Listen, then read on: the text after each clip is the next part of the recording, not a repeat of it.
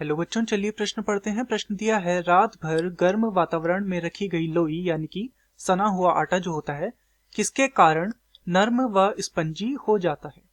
तो विकल्प ए है वायुमंडल से कार्बन डाइऑक्साइड CO2 के अवशोषण के कारण, विकल्प बी है अंतः शोषण, विकल्प सी है किण्वन तथा विकल्प डी है उपरोक्त सभी।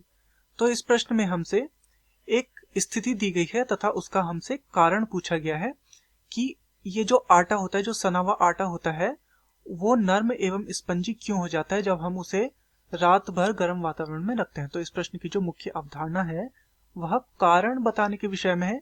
इस परिस्थिति का हमें कारण बताना है कि ऐसा क्यों हो गया।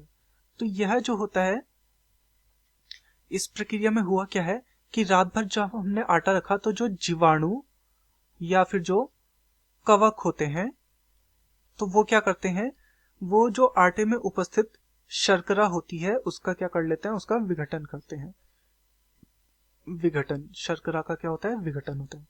शर्करा के विघटन के परिणाम स्वरूप अम्ल प्राप्त होते हैं। ये अम्ल कैसे हो सकते हैं, जैसे कि इसमें हो सकता है अल्कोहल हो सकता है या लैक्टिक अम्ल इसमें हो सकता है। तो ये प्राप्त होते हैं। इसके अतिरिक्त इसमें कार्बन डाइऑक्साइड यानी कि CO2 गैस प्राप्त होती है।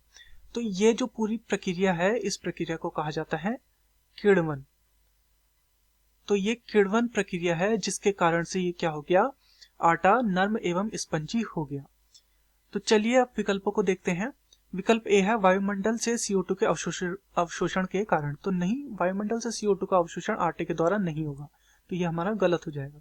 विकल्प बी है अंतः शोषण। तो अंतः शोषण एक अलग प्रक्रिया है जहां पर कोशिका द्वारा जल का अवशोषण किया जाता है, उसे अंतः शोषण कहते हैं। कोशिका द्वारा जल का जब क्या होता है, अवशोषण होता है, तो उसे हम बोलते हैं अंतः शोषण। तो ये प्रक्रिया यहाँ पर प्रयोग नहीं हो रही है, तो ये भी हमारा गलत हो जाएगा। विकल्प सी है किण्वन। तो जैसा हमने देखा किण्वन बिल्कुल सही है, तथा विकल्प डी है उपरोक्त सभी। तो सभी ये कारण नहीं है, तो ये भी हमारा गलत हो जाएगा। तो दिए गए प्रश्न का सही उत्तर है विकल्प सी, किण्वन। मैं आशा करता हूँ आपकी यह समझ में आया होगा। धन्यवाद।